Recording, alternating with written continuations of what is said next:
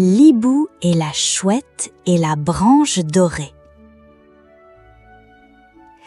Il était une fois dans une forêt enchantée où les lucioles dansaient comme des étoiles filantes et les arbres chantaient doucement avec le vent, un arbre immense se dressait au centre de la clairière. Tout en haut, une branche dorée scintillait dans la nuit. Elle brillait comme un rayon de lune trempé dans du miel, et chaque oiseau qui y dormait faisait les rêves les plus merveilleux qu'on puisse imaginer.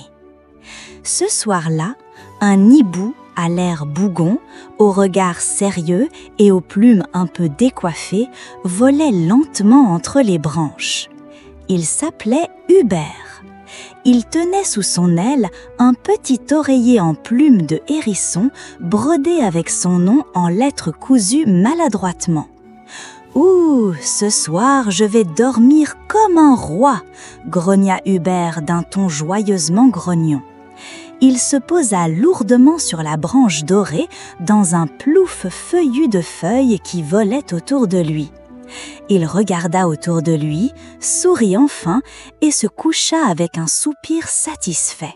« Ah, le confort absolu !» murmura-t-il en se pelotonnant. Mais à peine avait-il fermé un œil qu'un battement d'ailes gracieux se fit entendre. Flap, flap, flap, flap. Une chouette magnifique, toute brillante, arriva en planant comme une plume. Elle portait un masque de nuit à paillettes et une petite couverture rose bonbon pliée sous son aile. C'était Choupette. « Oh, quelle adorable branche !» s'écria-t-elle avec une voix chantante et pleine d'émerveillement. « Dorée, scintillante, parfaitement ronde, elle est faite pour moi !» Elle se posa délicatement juste à côté d'Hubert. Mais celui-ci ouvrit aussitôt un œil grognon. « Excuse-moi, tu fais quoi là ?» demanda Hubert, l'air méfiant. « Je m'installe, voyons, » dit-elle joyeusement. « Cette branche magique est parfaite pour mon sommeil de beauté. »« Non, non, non, non, non !» s'écria Hubert en s'asseyant d'un bond. « Je l'ai vue en premier, c'est ma branche dorée. »« Mais moi, j'ai une plume en strass, donc j'ai priorité, » répondit Choupette toute fière. « Une plume en quoi ?» s'étonna Hubert, fronçant les sourcils. « Strass, voyons, ça brille et c'est chic, ça montre qu'on a du goût, » fit-elle en faisant tourner sa plume en brillant sous la lumière lunaire. « Pouf, moi j'ai un oreiller en plume de hérisson, et ça c'est du luxe » rétorqua Hubert en le tapotant fièrement. Pouf, pouf. Ils se regardèrent un instant, bec à bec, les plumes hérissées, les yeux plissés. Un silence tendu s'installa, jusqu'à ce que... « Toi, tu dors par terre !» dirent-ils en même temps. « Non, toi, c'est ma branche. Elle est faite pour moi !» Et la dispute éclata. Elle dura et dura et dura. Hubert fit un « ouh » menaçant. Choupette lui répondit par un « fiou » fâché. Il grogna, elle siffla, il octa, elle pouffa. À un moment, Hubert essaya de s'étaler sur toute la longueur de la branche. « Trop tard, c'est tout à moi, je fais la limace !»« Eh bien moi, je fais la crêpe !» répliqua Choupette en s'écrasant sur la branche, ailes ouvertes. « Splouche !» Mais ni l'un ni l'autre ne pouvaient dormir. Ils passaient leur temps à se pousser avec les ailes. « Arrête de bouger !» grogna Hubert. « C'est toi qui gigotes comme un ver de nuit !» répondit Choupette. À un moment, Hubert lança son oreiller comme un frisbee. Pfouf! Il atterrit sur la tête de Choupette qui resta figée un instant avant de dire « Très mature, vraiment, bravo !» avec ironie.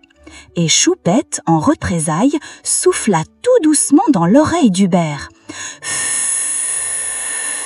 Ah, c'est froid !» cria Hubert en frissonnant. Mais malgré tous ces chahutes, ils n'arrivaient pas à s'éloigner de la branche. Quelque chose les retenait, sa lumière douce, sa chaleur moelleuse, cette sensation étrange de bien-être. Je veux juste faire un joli rêve ce soir, dit Hubert d'un ton plus calme. Choupette le regarda plus attendri. Moi aussi, c'est la pleine lune, c'est le meilleur moment pour rêver de tarte au fromage qui chante. Hein? Rien, oublie. Le silence retomba. Ils soupirèrent en même temps. Puis, comme par habitude, recommencèrent à se chamailler encore. La nuit ne faisait que commencer. La lune était haute dans le ciel, les étoiles clignotaient comme des lucioles joueuses, mais Hubert et Choupette étaient toujours perchés sur la branche dorée, sans avoir fermé l'œil. Ils ne faisaient que se chamailler, se pousser, se tirer les plumes et bougonner à tour de rôle. « Tu m'as encore donné un coup d'aile !» grogna Hubert en frottant son bec. « Moi, c'est ton pied qui a glissé sur mon coussin !» s'exclama Choupette indignée. Ils étaient si fatigués qu'ils ne tenaient presque plus debout sur leurs pattes. Mais aucun ne voulait abandonner la branche magique. Alors, ils commencèrent à user de stratégies farfelues pour faire fuir l'autre.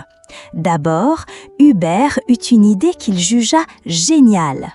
Il déplia un vieux carton qu'il avait trouvé dans un nid abandonné et découpa rapidement une silhouette de hibou avec de gros yeux et un regard menaçant. « Tadada! Voici Hubert le terrifiant, mon cousin, il garde la branche » dit-il en gloussant. Il coinça la silhouette dans les feuilles, juste au-dessus de la branche. Mais Choupette leva un sourcil. Elle le regarda d'un air moqueur. « On voit encore le mot boîte à biscuits sur ton faux hibou » fit-elle remarquer. « Chut, c'est un hibou biscuitier, très dangereux !» Mais elle ne se laissa pas impressionner. Elle disparut un instant dans le feuillage, puis revint avec un petit haut-parleur qu'elle glissa discrètement sous les feuilles. « Ron, ron, ra !» fit l'appareil. « Qu'est-ce que c'est que ça ?» sursauta Hubert, les plumes en bataille. « C'est moi, enfin, une version audio.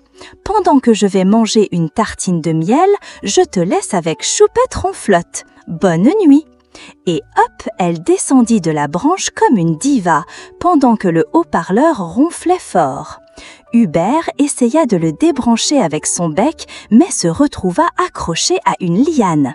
Clac! Ouah! Plouf!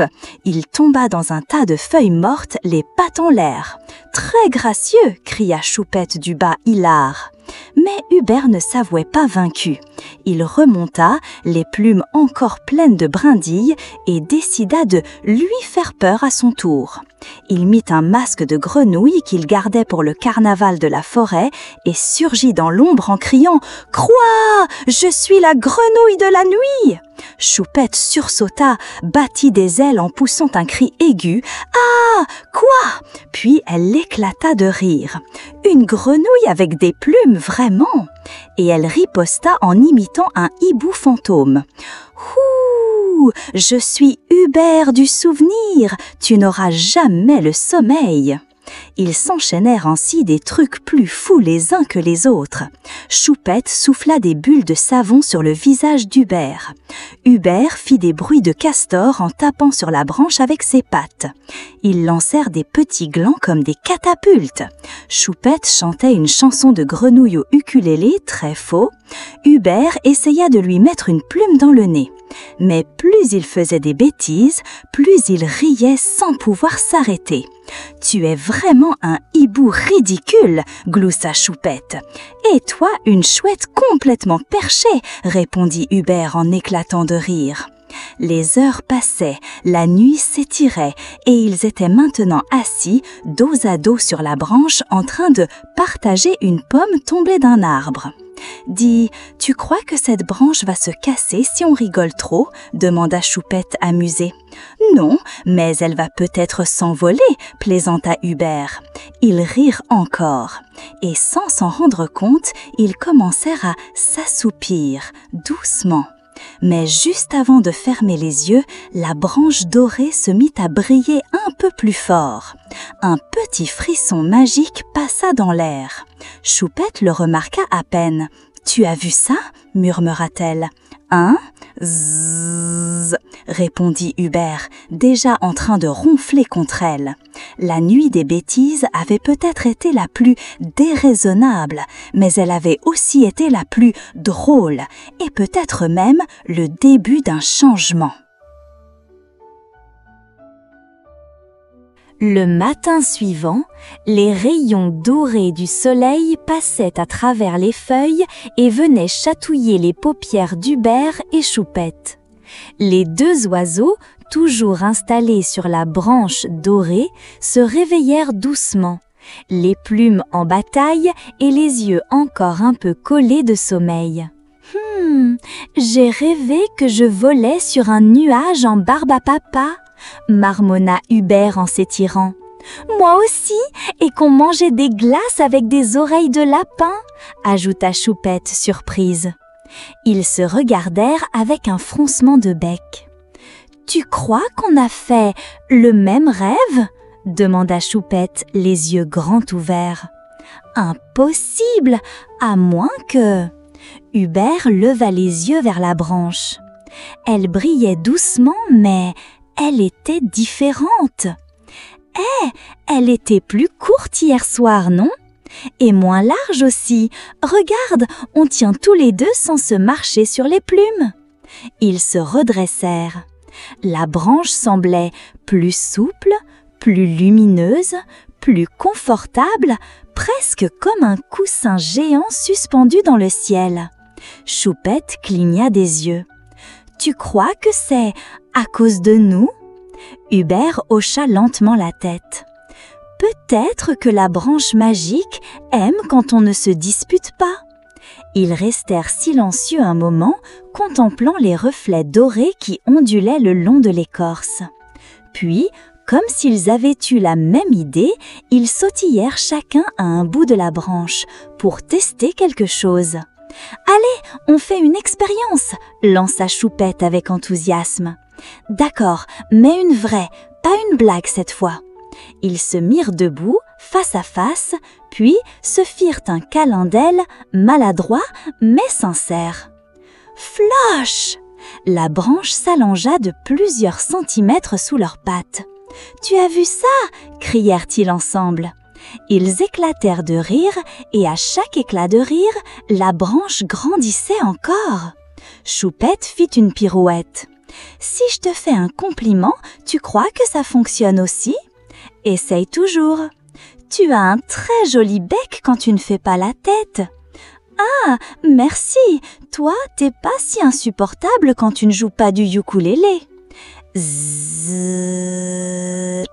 La branche devint encore plus brillante, comme si elle avait avalé un rayon de soleil. Hubert, les yeux ronds, s'exclama « Je crois que cette branche est enchantée et que sa magie marche mieux quand on est gentil. » « Et drôle !» ajouta Choupette en lançant une blague. « Quel est le fruit préféré des chouettes ? Le hibou lolo !» Hubert se tapa le front. « Pitié, même la branche ne mérite pas ça !» Mais il riait. Ils testèrent d'autres choses. Partager une graine. La branche devint moelleuse. Serrer leurs pattes, elle vibra doucement comme si elle ronronnait. Chanter ensemble, elle produisit une lumière chaude et paisible.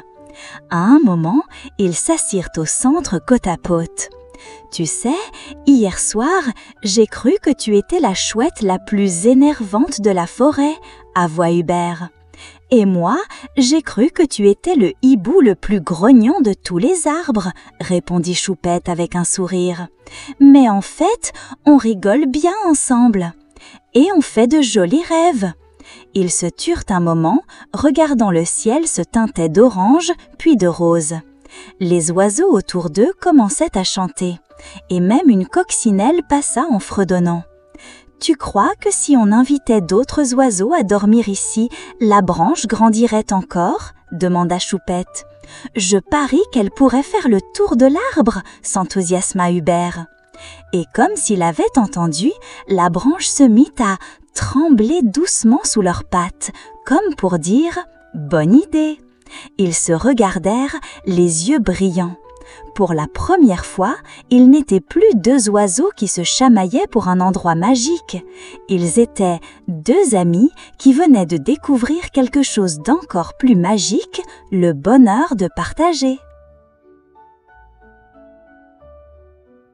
La nuit tomba tout doucement sur la forêt enchantée. Le ciel se remplissait d'étoiles scintillantes et la lune ronde souriait dans le silence apaisé des bois. Tout était calme, sauf sur la branche dorée qui semblait maintenant plus grande, plus moelleuse et plus lumineuse que jamais. Assis côte à côte, Hubert et Choupette observaient la clairière en contrebas. Devant eux, une longue guirlande de lucioles s'était accrochée d'elle-même à la branche, comme si elle voulait fêter quelque chose. « C'est fou comme elle a grandi, cette branche !» murmura Choupette en regardant l'espace qui s'étendait maintenant derrière eux. « On pourrait presque organiser un pique-nique dessus !» plaisanta Hubert. « Ou un concours de saut de gland !» ajouta Choupette, les yeux pétillants. Ils avaient passé la journée à rigoler, partager des histoires et observer les changements de la branche. Ils avaient même décoré une partie avec des fleurs de lianes parfumées, quelques plumes multicolores et même une vieille clochette trouvée dans un tronc creux. Et dire qu'on voulait se pousser pour dormir ici tout seul, soupira Hubert avec un petit sourire. Oui, et qu'on a failli se battre pour une brindille dorée, répondit Choupette en riant doucement. Le vent soufflait légèrement, berçant la branche qui ondulait comme un hamac enchanté. Hubert déposa doucement un coussin au milieu, moelleux et partagé, avec une moitié bleue et une moitié rose. Une place pour chacun, hein, et des rêves tour d'eux, hein? Exactement, et peut-être que ce soir on fera encore un rêve magique ensemble. Ils fermèrent les yeux, bien installés, le bec détendu et les ailes repliées. La branche brillait faiblement sous leurs pattes, comme si elle murmurait « Bonne nuit ». Et là, le rêve commença. Un rêve aussi étrange que merveilleux. Hubert et Choupette flottaient ensemble dans le ciel, sur une branche géante volante, entourée de gâteaux nuages et de chapeaux dansants. « Regarde, une grenouille en patin à roulettes !» cria Choupette hilare. « Et là, une rivière de chocolat chaud avec des poissons en chamallow !» s'écria Hubert. Il volait entre des étoiles qui riaient en faisant des bulles, passait sous des arcs-en-ciel musicaux et atterrissait parfois sur des trampolines de feuilles pour rebondir jusqu'aux nuages. À un moment, ils croisaient un castor en costume qui leur dit « Bienvenue dans le rêve partagé de la branche dorée. Ici, plus on est amis, plus la magie grandit. » Et ils rirent, volèrent, dansèrent, jusqu'à ce qu'un doux rayon de lune les ramène vers la réalité. Quand ils se réveillèrent, la branche était toujours là, encore plus longue, encore plus belle, décorée maintenant de petites lanternes que la magie avait laissées derrière elle, comme des souvenirs du rêve. « Tu crois que c'était vraiment un rêve ?» demanda Choupette, les yeux brillants. « Je crois que la branche nous a emmenés quelque part, ensemble, » murmura Hubert. Ils se sourirent. Ce matin-là, ils prirent une décision. Ils installèrent 2 petits coussins supplémentaires, un tapis en feuilles et accrochaient un écriteau en bois au bout de la branche. Bienvenue sur la branche des jolis rêves. Venez avec un sourire, repartez avec une étoile. Même, et ce soir-là, d'autres oiseaux virent timidement voir ce qui se passait. Une mésange, un moineau, un jeune corbeau curieux. « Vous croyez qu'on peut dormir ici aussi ? » « Bien sûr, tant que vous êtes prête à rigoler et à partager. » Et ainsi, la branche dorée s'allongea encore, comme un pont entre les cœurs. Chaque nuit, elle accueillait plus d'amis. Et chaque matin, les rêves devenaient plus beaux. Morale de l'histoire, quand on partage avec le cœur, la magie grandit et les rêves deviennent encore plus doux. Le prince et le dragon qui crachait du chocolat. Il était une fois, dans la joyeuse vallée des Bisous-Miel, un petit royaume rempli de fleurs qui sentaient la barbe à papa et de papillons qui brillaient comme des bonbons sucrés. Le jeune prince Léo, curieux et toujours prêt à explorer, passait ses journées à lire des histoires de dragons. Mais pas des dragons méchants, non! Lui, il rêvait de rencontrer un dragon gentil, peut-être même rigolo. Un matin, alors que le soleil caressait les collines dorées, un bruit étrange résonna dans les montagnes. Atchoum! Le sol trembla un peu et un nuage marron tomba du ciel. « Qu'est-ce que c'était ?» s'écria Léo, les yeux brillants de curiosité. Il courut vers la montagne, ses bottes sautillant dans les flaques d'arc-en-ciel. Quand il arriva sur place, il ouvrit grand la bouche. Le sol était couvert de bonbons. Il y avait des caramels collants, des sucettes géantes plantées comme des fleurs et même du chocolat chaud qui coulait en ruisseaux. « Waouh, c'est un rêve ou quoi ?» murmura-t-il, ébloui. Soudain, un autre éternuement monstrueux fit trembler les pierres. « Atchoum !» Splaf ! Un gazet de chocolat fondu gicla dans les airs, éclaboussant Léo de la tête aux pieds. Plouf ! Il tomba en plein dans une flaque de mousse au chocolat. « Burk, c'est délicieux !» Enfin, un peu gluant, mais rigolo, rit Léo en se relevant, tout dégoulinant. C'est alors qu'il l'aperçut. Derrière un rocher, un énorme dragon vert aux yeux larmoyants se cachait. Un mouchoir aussi grand qu'un drap accrochait à une griffe. Il reniflait tristement. « Sniff, pardon, je ne fais pas exprès », grogna le dragon d'une voix tout enrhumée. Léo, un peu effrayé mais surtout fasciné, s'approcha doucement. « Tu es un vrai dragon ?» demanda-t-il, les yeux ronds. « Oui, » renifla le dragon, « mais je suis un peu différent. »« Tu éternues du chocolat ?» s'exclama Léo entre étonnement et fou rire. « Oui, c'est gênant. À chaque fois que j'éternue, plouf, du chocolat partout. Je peux pas m'en empêcher, dit le dragon tout honteux. Mais c'est génial, s'écria Léo en éclatant de rire. T'imagines, les enfants de mon royaume vont t'adorer. Tu pourrais faire des spectacles de pluie de bonbons. Ou noyer tout le monde dans un torrent de cacao fondu, répondit le dragon avec inquiétude. Atchoum! Une pluie de dragées multicolores s'abattit sur leur tête. Arrête, tu vas me faire mal au ventre à force de rire, s'écria Léo en courant pour éviter une pluie de guimauves. Le dragon, surpris, se mit à rire aussi, un grand rire grave qui fit trembler les arbres.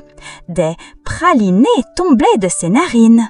« Je m'appelle Léo, » dit le prince en essuyant du chocolat sur son front. « Moi, c'est...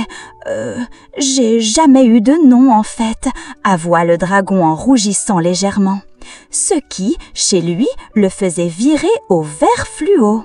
Alors je vais t'appeler Choco, proposa Léo avec enthousiasme. Choco, j'aime bien, sourit le dragon. Soudain, un nouvel éternuement gigantesque secoua la montagne. Atchouroum! Une vague de chocolat crémeux dévala la colline comme un torrent sucré. Léo sauta sur le dos de Choco en criant « Vite, on file avant que tout le monde pense que la montagne s'est transformée en dessert géant !» Ils glissèrent joyeusement sur la coulée de chocolat, riant comme deux enfants dans un toboggan. Léo se retrouva même avec un bonbon collé dans les cheveux et une truffe dans la botte. Quand ils atteignirent le bas de la vallée, Choco éternua une dernière fois en voyant une pluie de pépites de chocolat sur les fleurs. Le prince s'allongea dans l'herbe, les bras en croix, le sourire jusqu'aux oreilles. « Tu sais, Choco, je crois que tu es le dragon le plus formidable que j'ai jamais rencontré. Et toi, tu es le prince le plus collant que j'ai jamais vu, plaisanta le dragon en lui montrant son nez couvert de caramel. Ils éclatèrent de rire tous les deux, sans se douter que leur duo allait bientôt faire trembler tout le royaume de gourmandise.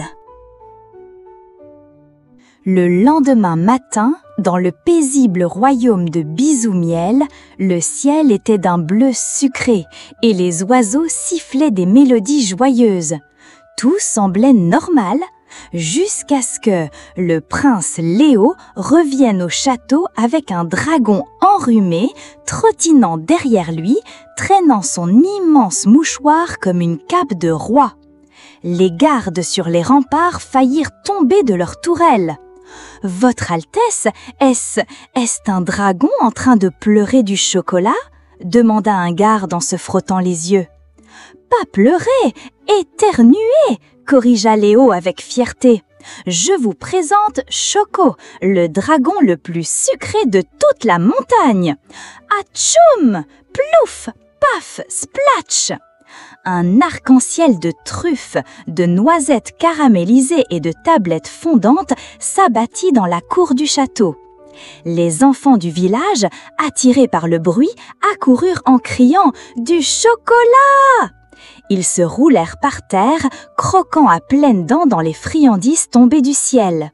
Les parents les suivaient, mi-étonnés, mi-inquiets. « Regardez, même la fontaine crache du cacao !» cria une fillette en riant, les joues toutes barbouillées.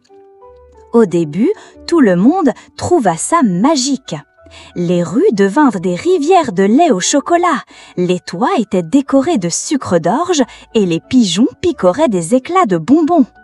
Mais au bout d'un moment, la joie laissa place à la panique chocolatée. « Ah !» hurla le cuisinier du château, « Mon potage est fichu, le chocolat a fondu tout mon fromage, mes moutons sont collés dans le champ de guimauve !» pleura un fermier désespéré.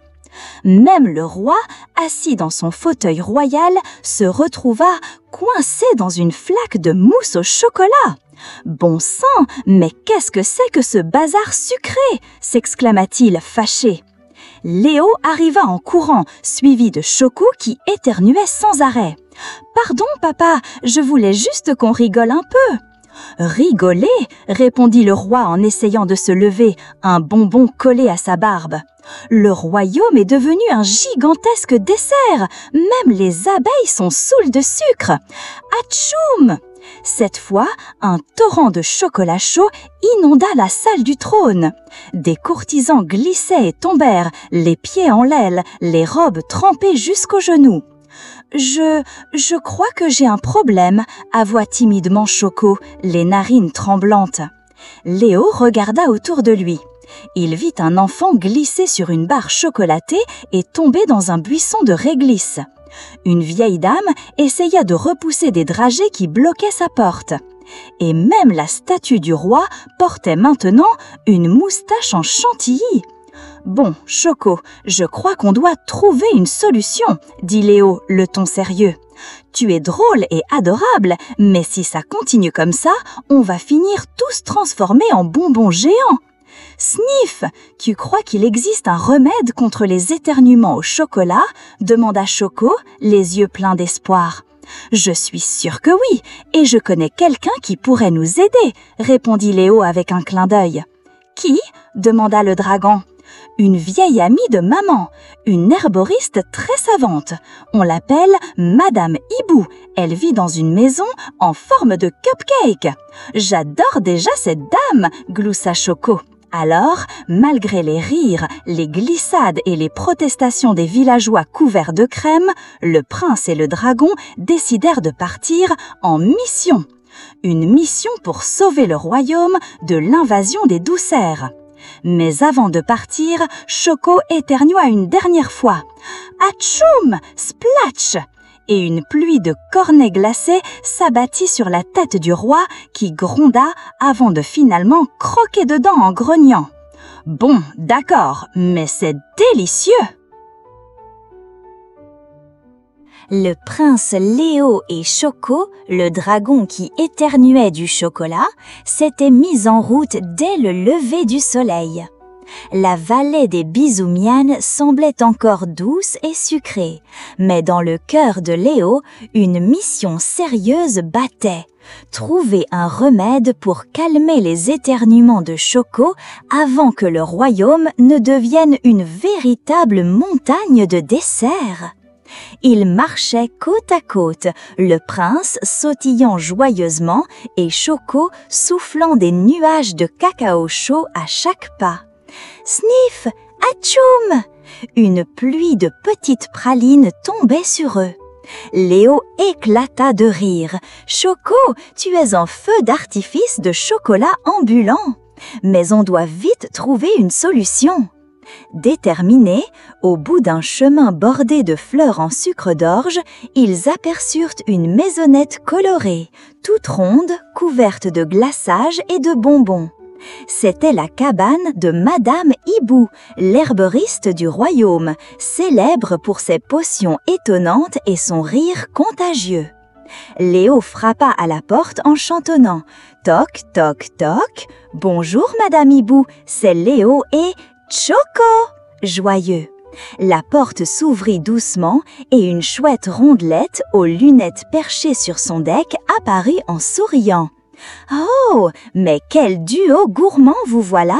Entre donc, amical. » À l'intérieur, la cabane sentait bon la menthe et la vanille. Des bocaux pleins d'herbes et d'épices colorées tapissaient les étagères. Madame Hibou les fit asseoir sur des coussins moelleux. « Alors, racontez-moi tout, mon petit prince et ton drôle de dragon chocolaté, » dit-elle en souriant. Léo expliqua avec enthousiasme pendant que Choco reniflait et s'essuyait le nez avec un mouchoir en sucre rose. Chaque fois que Choco éternue, il fait pleuvoir du chocolat, des bonbons, des pralines. C'est rigolo, mais ça inonde tout le royaume. Un peu inquiet, Madame Hibou hocha la tête en riant doucement. Un éternuement chocolaté, hein? Voilà un drôle de rhume. Mais j'ai peut-être ce qu'il faut, mystérieuse. Elle se leva et se mit à préparer une potion spéciale, mélangeant des feuilles de menthe poivrée, un jus de réglisse et une pincée de poussière de rire. Elle ajouta le tout dans un chaudron fumant, puis tendit la potion à Choco. Mais attention mon grand, il faut boire ça sans rigoler, sinon la magie ne fonctionnera pas. Sérieuse. Choco regarda la potion, puis Léo, qui fit une mine très drôle en tirant la langue. Le dragon étouffait un rire. « Oh oh, facile !» dit-il, en essayant de garder son sérieux. Mais dès qu'il porta la potion à ses lèvres, Léo fit une grimace tellement drôle que Choco éclata de rire, toussant et renversant la potion partout. « Oh non, Choco, il faut essayer encore !» Amusée. Après plusieurs essais et beaucoup de rires, Madame Hibou leur dit « Il faut de la concentration, mes amis. Essaye encore, mais cette fois, imagine un endroit calme, sans blague. » Encourageante. Choco ferma les yeux, prit une grande inspiration. Sniff, sniff, atchoum! Une nouvelle explosion de chocolat, mais cette fois beaucoup plus douce, coula doucement au sol en formant des petits chocolats en forme de cœur. Léo applaudit. « Ça marche, tu te contrôles mieux !» Émerveillée. Madame Hibou sourit. « Bravo Choco, mais il faudra encore un peu d'entraînement pour que tu puisses maîtriser ton nez magique. » Fier. Léo se leva et lança un défi au dragon. « Viens, on va s'entraîner tous les deux. Moi, je te ferai rire avec mes grimaces et toi, tu apprendras à ne pas éternuer ou juste un petit peu. » Enthousiaste. Les deux amis passèrent le reste de la journée à rire, faire des grimaces, puis à essayer de rester sérieux. À chaque éternuement contrôlé, des petites douceurs tombaient et ils les ramassaient en riant. Alors que le soleil se couchait, Choco éternua une dernière fois, cette fois-ci en douceur. Atchoum! Des flocons de chocolat blanc tombaient délicatement, comme une neige sucrée. Léo posa la main sur l'épaule du dragon. « Tu t'améliores, mon ami. Bientôt, tu ne feras plus fondre le royaume. » Souriant. Choco sourit, les yeux brillants de gratitude et d'espoir. « Merci, Léo. Avec toi, tout devient possible. » Émouvant. Et tandis que les étoiles commençaient à scintiller, les deux amis repartaient vers le château, prêts à affronter ensemble les prochaines aventures sucrées. Le soleil brillait haut dans le ciel quand le prince Léo et Choco, le dragon qui éternuait du chocolat, rentrèrent au château. Après leur aventure chez Madame Hibou, ils se sentaient plus forts et prêts à affronter tous les défis, même ceux qui sentaient le cacao. À leur arrivée, toute la cour était en effervescence. Les villageois attendaient avec impatience de voir si Choco avait réussi à contrôler ses éternuements sucrés. Léo s'avança avec un grand sourire. « Mes amis, regardez bien, Choco a appris à maîtriser son nez magique !» Fier, Choco hocha la tête et, d'un air un peu concentré, renifla doucement. Sniff! Puis il prit une grande inspiration. Atchoum! Cette fois, au lieu d'une pluie folle de chocolat, quelques petites truffes dorées tombèrent délicatement sur la tête des enfants. « Waouh !» s'exclamèrent-ils en les attrapant.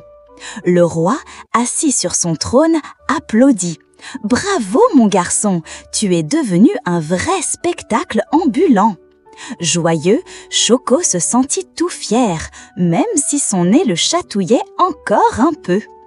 Léo s'approcha et lui glissa à l'oreille. « Maintenant, tu peux éternuer seulement quand je te dis « gâteau surprise !»« Complice, compris, chef !» répondit Choco avec un clin d'œil. Pour fêter cela, le roi décida d'organiser une grande fête au château. Il annonça « Ce soir, Choco sera le fournisseur officiel des douceurs du royaume. Mais attention, pas trop de chocolat dans la salle du trône. » Amusés, les préparatifs battirent leur plein. Des guirlandes en sucre filé scintillaient, des tables croulaient sous les fruits enrobés de chocolat et la musique faisait danser petits et grands. Le moment tant attendu arriva. Choco monta sur scène, entouré de lumières scintillantes et d'un public émerveillé. Léo, à ses côtés, leva la main et déclara « Choco, à toi la scène !» Choco prit une grande inspiration, prêt à faire son show. « Gâteau surprise !» ordonna Léo. Un énorme éternuement éclata. « Atchoum !» Et une pluie de bonbons, de chocolat et de sucettes se déversa doucement sur la foule. Les enfants éclatèrent de rire et dansèrent sous cette pluie sucrée. Mais au moment où Choco allait éternuer une deuxième fois, il s'arrêta soudain, regarda Léo et murmura « Je crois que j'aime mieux quand c'est contrôlé. » Sage, Léo lui tapota la tête. « Moi aussi, Choco. Ensemble, on fait une super équipe. » Heureux, à partir de ce jour, Choco ne fit plus jamais de dégâts sucrés. Il devint la star des fêtes, le compagnon préféré des enfants et le meilleur ami du prince. Un soir, alors que la lune brillait comme une boule à facettes, Léo et Choco regardaient les étoiles. « Tu sais, Choco, cette aventure m'a appris une chose importante, » dit Léo. « Quoi donc ?» demanda le dragon curieux. « Que parfois, ce qui semble être un problème peut devenir une force si on apprend à bien s'en servir. » Réfléchi, Choco sourit et éternua doucement, laissant tomber une petite étoile de chocolat. Et que les vrais amis sont là pour t'aider à transformer tes éternuements en magie. Tendre, et dans tout le royaume, on se souvint longtemps de l'histoire du prince et du dragon qui crachait du chocolat. Une histoire douce, drôle et surtout pleine d'amitié. Morale de l'histoire, parfois nos défauts peuvent devenir nos plus grandes qualités, surtout quand on apprend à les accepter avec l'aide de ceux qu'on aime. L'ogre et le petit soldat de pain d'épices. Il était une fois, au cœur d'une forêt merveilleuse où les arbres étaient faits de sucre d'orge et les feuilles sentaient la vanille, un ogre gigantesque qui se réveillait d'une longue sieste de 3 jours. Son ventre grognait plus fort qu'un tambour de carnaval. Grouh! Fit son ventre en écho dans toute la forêt. L'ogre, les yeux encore collés de sommeil, se gratta la barbe verte, puis se leva avec un grand « crac, brac, brare », écrasant au passage une pauvre tarte aux pommes qui dormait sur une souche. « J'ai faim, une faim de dragon enrhumé », grogna-t-il en se léchant les babines. Je mangerais bien n'importe quoi, même une chaussure en réglisse ou un écureuil en caramel. Il se mit à marcher à grands pas lourds dans la forêt sucrée, faisant trembler les gâteaux géants et les sucres d'orge plantés comme des fleurs. Tout à coup, entre 2 touffes de barbe à papa, il aperçut une silhouette minuscule qui marchait avec assurance. C'était un tout petit soldat, tout doré, avec un sourire peint au sucre et un chapeau en bonbons acidulés. « Tiens, tiens, mais qu'avons-nous là ?» dit l'ogre en s'approchant, les yeux brillants de gourmandise. Le petit soldat leva la tête, fier comme un roi. « Bonjour, monsieur l'ogre, belle journée pour une promenade, n'est-ce pas ?» dit-il avec entrain. L'ogre renifla bruyamment, puis sourit d'un air terriblement affamé. « mais tu sens délicieusement bon, du gingembre, du miel et une pointe de cannelle. Miam, miam, tu vas être un festin exquis, grogna-t-il, les dents toutes vertes. Le petit soldat recula d'un pas sans perdre son calme. Il plaça les mains sur ses hanches comme un vrai général. « Stop! Avant de me croquer, j'ai une proposition. » L'ogre plissa les yeux intrigué. « Une proposition? Toi, une bouchée sucrée, tu veux marchander ma faim ?» dit-il en riant d'un rire profond et caverneux. « Bois ha ha ha !» « Oui, écoute-moi bien, » dit le petit soldat avec malice. « Si j'arrive à te faire rire, ne serait-ce qu'un tout petit gloussement, tu devras me laisser partir en un seul morceau. Marché conclu ?» L'ogre cligna des yeux, puis se gratta le menton tout collant. « Toi, me faire rire, moi qui n'ai pas ri depuis que j'ai glissé sur une flaque de confiture. Très bien, marché conclu. Mais attention, si je ne ris pas, je te mange avec une boule de glace à la vanille. »« Marché conclu !» répondit fièrement le soldat de pain d'épices en tendant la main. L'ogre l'attrapa entre 2 doigts, le souleva devant son nez énorme et le regarda de plus près. « Tu es tout petit, tout doré, et tu as des boutons en perles de sucre. On dirait un biscuit de Noël. » lâcha-t-il malgré lui. « Tu vois, ça commence déjà » s'écria le soldat avec espièglerie. « Chut, ce n'était qu'un éternuement du nez » se défendit l'ogre vexé. « Et maintenant, montre-moi ce que tu sais faire, petit amuse-bouche. Prépare-toi à éclater de rire, grand monsieur le gros ogre » déclara le soldat, se posant sur une souche de réglisse. Juste à ce moment-là, une coccinelle géante passa en volant en zigzag, tenant dans ses petites pattes un chewing-gum rose. Le soldat sauta dessus, fit un triple saut périlleux, puis atterrit tête la première dans un tas de sucre glace. Pouf! Aïe, mes miettes! L'ogre leva un sourcil. Rien, pas un rire. Le petit soldat se redressa, souffla sur sa tête pour chasser le sucre et ajouta d'une voix joyeuse « Pas grave, j'ai des blagues, des danses et même une imitation de Marshmallow en colère. » L'ogre grogna, son ventre gronda encore. Tu as jusqu'à ce que le soleil touche la cime du gâteau au chocolat géant là-bas. Après, plus de pitié. Le soldat salua droit comme un bonhomme et lança avec courage « Alors prépare tes zygomatiques, ogre, car je suis le roi des bêtises et je suis en mission pour ma survie. » Le vent souffla une petite odeur de caramel chaud et quelque part, une pie sucrée éclata de rire sans raison. Le défi était lancé. Le petit soldat de pain d'épices se tenait bien droit au sommet d'une souche moelleuse au goût de réglisse. Le soleil brillait au-dessus du grand gâteau au chocolat qui servait de repère, et l'ogre, affalé sur une branche de barbe à papa, croisait les bras.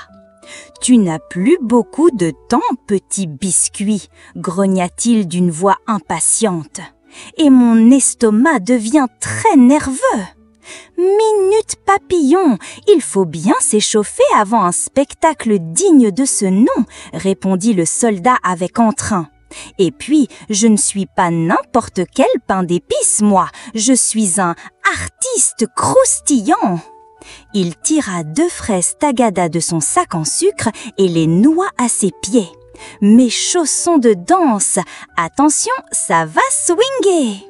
Il se lança dans une polka complètement délirante, tournant sur lui-même, bras en l'air, jambes pliées comme des guimauves. Mais au 3e tour, il glissa sur une bille de sucre. Ouah! Plouf! Il atterrit tête la première dans une guimauve fondue. Tout son chapeau en bonbons collait à son visage. « Je suis un bonbon vivant !» cria-t-il, les bras écartés. L'ogre fit un petit bruit, un minuscule « impf », mais il se reprit vite. « Ce ne compte pas, ce n'était qu'un éternuement d'ennui » déclara-t-il avec sérieux. « Pas grave » répondit le soldat en sautant dans une flaque de chocolat chaud. « Regarde ça, je suis un poisson en sauce !» Il plongea, fit des bulles, puis ressortit en tenant une cuillère à soupe sur la tête. « Maintenant, je suis la cuillère magique qui chante. La la la » entonna-t-il d'une voix faussement lyrique. L'ogre cligna des yeux. Rien, même pas un sourire. Encore ? Ce n'est pas drôle, petit gâteau. Mon ventre gronde et mon humour dort. Mais le soldat ne se laissa pas décourager. Il attrapa une feuille de menthe géante, la mit comme cape sur ses épaules et se mit à courir en hurlant « Je suis super biscuit, sauveur des miettes, ami des bonbons, défenseur du sucre libre !» Puis il s'arrêta, se tortilla comme une girafe molle et annonça fièrement « Et maintenant, pour mon prochain numéro, je vais me transformer en parapluie volant !» Il se jeta dans le vent en tenant un mini-sucette comme manche. Évidemment, il retomba en tourbillon dans un tas de bonbons collants. Splatch! Il ressortit tout couvert de sucre, de vermicelle et d'un ourson en gélatine collé à l'oreille. L'ogre fronça les sourcils. « Tu es complètement sucré dans la tête » grommela-t-il, mais sa bouche tremblait légèrement. Ce n'est pas drôle, c'est bizarre. Exactement, répondit le soldat, bondissant sur un chamallow comme sur un trampoline. Et attends, je n'ai pas encore fait mon imitation du homard pressé. Il croisa ses bras et ses jambes, sauta de côté en imitant un homard qui crie « Ma pince! Où est ma pince? Je suis coincé dans une boîte à sardines! Ah !» Puis il s'arrêta, haletant, les mains sur les genoux. « Là, tu n'as vraiment pas ri ?» demanda-t-il, un peu inquiet. L'ogre, les bras croisés, resta muet un instant. Puis il dit d'un ton bourru « Tu es original, mais pas encore marrant. Mon ventre te donne une dernière chance. » Le petit soldat leva les yeux vers le ciel. Le soleil touchait presque le sommet du gâteau au chocolat. Le temps pressait. « Très bien, dit-il avec un clin d'œil. Si tu n'as pas ri, c'est parce que je n'ai pas encore sorti la blague suprême. » « Une blague ?» répéta l'ogre, intrigué malgré lui. « Oui, une blague si sucrée, si croustillante, que même toi tu ne pourras pas y résister. Prépare-toi à éclater. » Et pendant que l'ogre penchait la tête, curieux, le petit soldat grimpait déjà sur une sucette géante pour livrer son meilleur numéro. La suite promettait une explosion de rire ou un dernier croc. Le soleil léchait maintenant le sommet du grand gâteau au chocolat. L'ombre s'étirait doucement sur la forêt sucrée et le temps du petit soldat de pain d'épices était presque écoulé. L'ogre, assis en tailleur sur une tablette de chocolat fondant, tapait des doigts contre son genou. Son estomac gronda si fort que 3 papillons en guimauve tombèrent des airs, effrayés. « Alors, ta fameuse blague croustillante, je n'attends pas toute la nuit, biscuit farceur, grogna-t-il d'un ton gourmandement irrité. Le petit soldat grimpa au sommet d'une sucette géante qui brillait comme un lampadaire de sucre. Il prit une grande inspiration, se redressa fièrement et lança « Ogre, devine pourquoi les bonbons ne vont jamais à l'école ?» L'ogre plissa les yeux, fronça son front ridé comme un biscuit trop cuit. « Parce qu'ils sont trop sucrés pour apprendre ?» répondit-il, pas convaincu. Le petit soldat éclata de rire. « Non, non, non, parce qu'ils ont peur de se faire coller !» Un silence, puis un tout petit bruit. Prrr. L'ogre avait émis un mini-rire, presque un souffle, mais ça y était. Le coin de sa bouche s'était soulevé. « Qu'est-ce que c'était, un rire ou un paix ?» s'écria le petit soldat avec espièglerie. L'ogre posa une main sur sa bouche, les yeux écarquillés. Non, c'était juste un hoquet de faim. Oui, un hoquet. Ah oui, répondit le soldat avec un clin d'œil. Alors voyons si ton hoquet résiste à mes grimaces spéciales. Il sauta au sol, mit un chamallow dans chaque joue, tira sa langue en la roulant comme un serpent, puis fit des grimaces si ridicules qu'un écureuil perché dans un arbre au caramel explosa de rire. Le petit soldat se mit ensuite à tourner sur lui-même en faisant le bruit d'un cornichon éternuant. Tchou, cric, tchou, plouf. Il s'arrêta net, s'agenouilla sur une feuille de menthe et déclara dramatiquement. Et voilà, cher ogre, je suis le seul biscuit capable de danser, sauter, chanter et éternuer comme un cornichon magique. L'ogre ouvrit grand la bouche, et cette fois, ce ne fut pas un soupir ni un grognement. C'était un vrai rire, puissant et grave.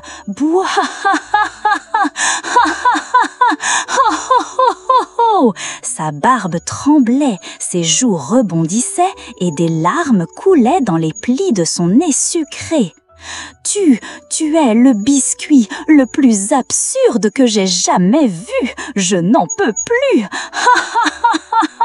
Le petit soldat fit une révérence trempée de chocolat, le sucre collé sur la tête. Merci, merci, je suis là toute la semaine ou jusqu'à ce que je fonde au soleil. L'ogre essuya une larme avec une branche de sucre d'orge et le regarda d'un œil attendri. Je n'aurais jamais cru dire ça, mais tu m'as fait oublier ma faim. Tu es un sacré petit bonhomme. Alors, demanda le soldat avec un sourire croquant, tu ne vas pas me manger ? Te manger ?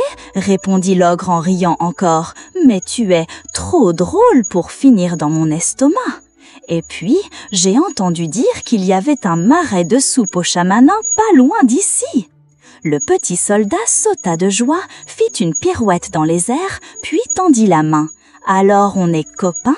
L'ogre lui serra la main délicatement, comme s'il touchait un trésor. Copain, et même plus, à partir d'aujourd'hui, tu seras mon compagnon de rigolade. Et pendant qu'il quittait la clairière, un bonbon en forme de papillon se posa doucement sur l'épaule du petit soldat. La nuit tombait sur la forêt sucrée et une lune en sucre glace brillait dans le ciel. Mais ce n'était pas la fin, non, car leur plus grande aventure commençait juste. La nuit s'étirait doucement sur la forêt sucrée. Le ciel était rempli d'étoiles en sucre scintillant et une lune en sucre glace illuminait les chemins de caramel. L'ogre et le petit soldat de pain d'épices marchaient côte à côte, l'un faisant trembler la terre à chaque pas, l'autre sautillant sur des cailloux en bonbons dragéfiés. « Tu sais, petit soldat, dit l'ogre d'une voix plus douce que d'habitude, je crois bien que je n'avais jamais autant ri de ma vie, et j'ai pourtant déjà vu un hibou faire du hula-hoop avec un donut. » Le soldat bomba le torse fier. « Je t'avais dit que j'étais plus qu'un simple biscuit croustillant. Je suis aussi un champion de l'humour, catégorie friandise. » L'ogre éclata de rire de nouveau, un rire qui fit tomber 3 pommes d'amour d'un arbre. Puis il s'arrêta soudain et grimaça. « Growaar ! Oh non, mon ventre grogne encore !» Le petit soldat se figea, les yeux écarquillés. « Tu n'as pas changé d'avis, hein ? Tu ne vas pas me croquer quand même ?» demanda-t-il, légèrement inquiet. L'ogre leva les bras en riant. « Mais non, rassure-toi, j'ai dit que tu étais intouchable, même si tu as l'air encore plus délicieux sous la lumière de la lune. » Très rassurant, marmonna le soldat en remettant son chapeau de bonbons en place. Mais au lieu d'ouvrir la bouche pour le dévorer, l'ogre fit un clin d'œil et pointa un sentier. « Je connais un endroit magique, une clairière secrète avec une soupe à la réglisse, des croûtons de chamallow fondants et un lac de crème fouettée. Ça te dit ?» « Une soupe !» s'écria le soldat, les yeux brillants. « Avec des croûtons ? En route !» Ils marchèrent encore quelques minutes, puis arrivèrent dans un coin féerique. Des lucioles en sucre flottaient dans l'air, un feu de camp crépitait avec des flammes d'orange confite et une grande marmite en caramel bouillonnait doucement. L'ogre y plongea une louche et servit 2 bols énormes de soupe à la réglisse. Le soldat grimpa sur un cube de sucre pour atteindre la table, puis souffla sur sa soupe fumante. « C'est sucré, chaud et tellement réconfortant, dit-il en goûtant. On dirait un câlin dans un bol. » L'ogre mangeait avec un plaisir bruyant, faisant des slurp, slurp, slurp interminables. « Tu vois, dit-il entre 2 bouchées, avoir un copain à table, c'est encore meilleur que de manger tout seul. Et c'est encore meilleur quand ce copain ne finit pas dans ton assiette, lança le soldat avec un clin d'œil. Ils rirent tous les deux, puis s'installèrent au coin du feu. L'ogre s'allongea dans l'air en barbe à papa, et le petit soldat s'assit sur son ventre moelleux. « Tu sais, murmura l'ogre en regardant les étoiles, je pensais que je n'avais besoin que de manger pour être heureux. Mais en fait, c'est toi qui m'as nourri aujourd'hui, de rire, de jeux, d'amitié. » Le petit soldat sourit. « Et moi, j'ai découvert qu'on peut faire rire un ogre sans finir croquet. » Ils s'endormirent là, paisiblement, dans la lumière des étoiles sucrées. Morale de l'histoire. Parfois, un bon rire peut remplacer un bon repas et une vraie amitié peut naître entre les êtres les plus différents. Même un ogre et un petit soldat en pain d'épices peuvent devenir les meilleurs amis du monde tant qu'ils partagent rire, respect et une soupe à la réglisse bien chaude.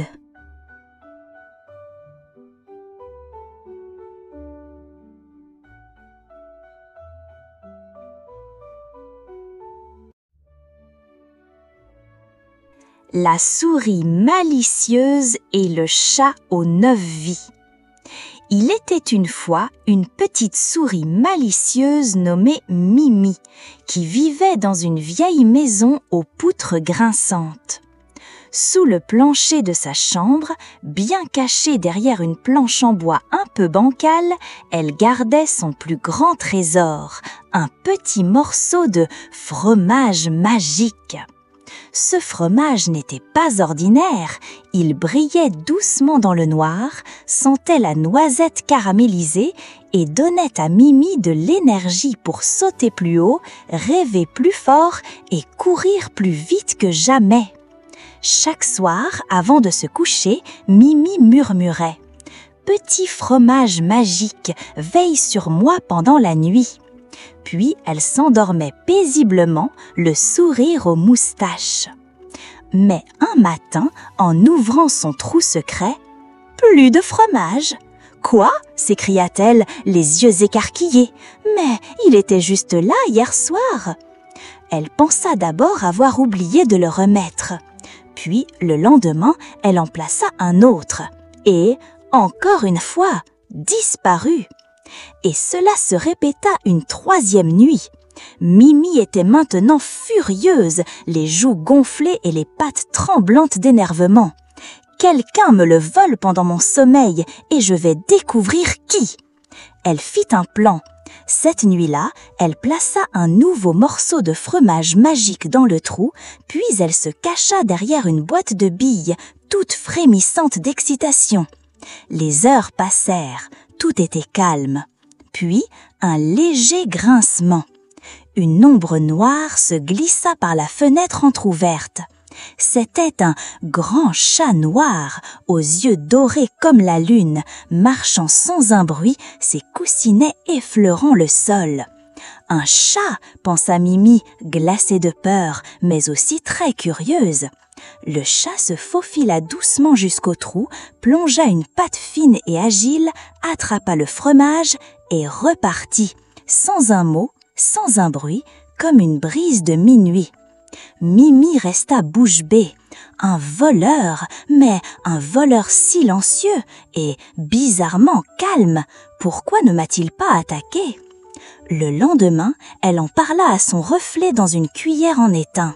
« Il faut que je le suive, il doit bien aller quelque part avec mon fromage. » La nuit suivante, elle se posta sur le rebord d'un meuble près de la fenêtre, guettant le retour du mystérieux chat. Il revint exactement comme avant. Cette fois, Mimi se glissa discrètement derrière lui, marchant sur la pointe des pattes, évitant les grincements. Le chat se déplaçait rapidement, mais avec une étrange élégance. Il sortit de la maison, grimpa sur les toits en tuiles, traversa un vieux jardin envahi de mousse et s'enfonça dans la nuit. Mimi courait derrière, haletante. « Ouf, quel chat rapide !» souffla-t-elle. Il s'arrêta enfin devant une vieille horloge abandonnée, toute rouillée, au milieu du parc. Mimi se cacha derrière une feuille de trèfle géant et l'observa. Le chat regarda à gauche, à droite, puis sauta à l'intérieur par un petit trou. « Hé, où vas-tu comme ça ?» chuchota Mimi, intriguée et déterminée. Elle grimpa à son tour et se glissa dans le trou. Mais là, la suite dépassait tout ce qu'elle avait imaginé. Une lumière étrange brillait au fond et des murmures magiques flottaient dans l'air. Mimi s'arrêta net, son cœur battant la chamade. Qu'est-ce que c'est que cet endroit ? Mais avant d'en voir plus, le plancher grinça légèrement sous sa patte et le chat se retourna brusquement. Leurs regards se croisèrent. « Toi !» dit-il doucement, surpris mais pas méchant. « Tu m'as suivi, petite souris ?» Mimi se redressa, les moustaches tremblantes mais la voix ferme. « Oui, c'est toi qui voles mon fromage magique. Pourquoi ? Ce n'est pas bien, je me suis inquiétée. » Le chat baissa les yeux, l'air gêné. « Je suis désolée, mais je ne peux pas t'expliquer maintenant, pas encore. » Mimi fronça les sourcils. « Tu crois que je vais partir comme ça ? Je veux des réponses, monsieur le chat silencieux. » Le chat leva les yeux vers la grande horloge et murmura. « Alors suis-moi, il est temps que tu saches la vérité. » Et dans un bruissement d'ombre et de lumière, il disparut dans un passage caché derrière les engremages. Mimi, plus déterminée que jamais, prit une grande inspiration et s'élança à sa suite. Son cœur battait fort, une grande aventure l'attendait. Mimi s'enfonça dans le passage étroit derrière l'horloge, son petit cœur battant à toute vitesse. Le sol était recouvert de poussière d'étoiles et les murs brillaient doucement comme s'ils étaient faits de rêves. Elle descendit un escalier en colimaçon jusqu'à une immense salle cachée. Ses yeux s'écarquillèrent. Partout autour d'elle, des cartes anciennes flottaient dans l'air, des globes lumineux tournaient lentement et des portraits de chats vêtus d'armures scintillantes ornaient les murs. Il y avait même une étagère remplie de fromages étranges aux couleurs magiques. Le grand chat noir l'attendait au centre de la pièce, assis dignement sur un coussin violet brodé d'or. « Bienvenue dans le sanctuaire des gardiens », dit-il d'une voix douce. « Je m'appelle Minuit et je ne suis pas un chat ordinaire. » Mimi, bouche bée, s'approcha prudemment. « Mais tu me volais mon fromage magique, pourquoi ?» demanda-t-elle, mi-fâchée, mi-curieuse. Minuit soupira, ses yeux dorés brillant de tristesse. « Parce que je n'ai plus assez de force. J'étais autrefois un des gardiens du rêve, chargé de protéger le monde des enfants contre les cauchemars. Mais j'ai perdu 8 de mes 9 vies en combattant l'ombre du sommeil. » Mimi cligna des yeux. « Tu avais 9 vies ?» « Oui, » répondit Minuit en hochant la tête. « Chaque gardien naît avec 9 vies et chacune contient une part de magie. Mais maintenant, je suis à ma dernière vie et sans magie, je serais exclue du monde des gardiens. » La petite souris sentit une bouffée d'émotion monter dans sa poitrine. « Mais pourquoi ne pas me le dire au lieu de voler ? Je t'aurais aidé. » Minuit baissa la tête, honteux. « Parce que j'avais peur que tu me repousses, peur d'être jugé ou chassé. » Mimi posa doucement une patte sur sa griffe. « Je ne chasse pas les amis, même s'ils sont des chats, surtout quand ils protègent les rêves. » Un silence chaleureux s'installa. Puis Mimi sauta d'un bond. « Attends, je suis très douée pour les recettes magiques, je peux peut-être t'aider à retrouver un peu de force. » Minuit releva la tête, l'air surpris. « Tu crois ?» « Bien sûr, » dit Mimi avec un clin d'œil malicieux. « Il nous faut un morceau de fromage magique, une croquette d'étoiles et un brin d'herbe à chat lunaire. » Minuit se leva d'un bond. « J'ai de l'herbe à chat lunaire dans la serre du sanctuaire. » Ensemble, ils se mirent au travail. Mimi râpa le fromage magique avec soin pendant que Minuit écrasait doucement les croquettes d'étoiles. Ils mélangèrent tout dans un petit bol en coquille de lune. Une lumière douce et argentée en sortit. « Prêt ?» demanda Mimi. Minuit hocha la tête et goûta. Aussitôt, ses moustaches frémirent, ses yeux brillèrent plus fort et son pelage sembla capter la lumière des étoiles. Il se tenait droit, fier et rayonnant de magie retrouvée. « Je me sens vivant !» s'exclama-t-il, ému. Mimi sauta de joie. « Tu vas pouvoir continuer à protéger les rêves et maintenant, plus besoin de voler, on partagera mon fromage. » Minuit sourit. « Merci Mimi, tu m'as sauvé plus que tu ne peux l'imaginer. » Depuis ce jour, Mimi et Minuit devinrent les meilleurs amis du monde. Chaque nuit, ils se retrouvaient dans le sanctuaire pour veiller ensemble sur les rêves des enfants. Mimi préparait de petites portions de fromage magique et Minuit patrouillait dans le ciel en traçant des étoiles dorées. Et si un enfant faisait un cauchemar, il pouvait compter sur Minuit le gardien et Mimi la malicieuse qui veillait, main dans patte, sur le monde du sommeil. Morale de l'histoire, parfois, ceux qui semblent nous faire du tort cachent un grand secret. Avec un peu de courage, de gentillesse et de confiance, on peut transformer un voleur en allié et un chat en héros.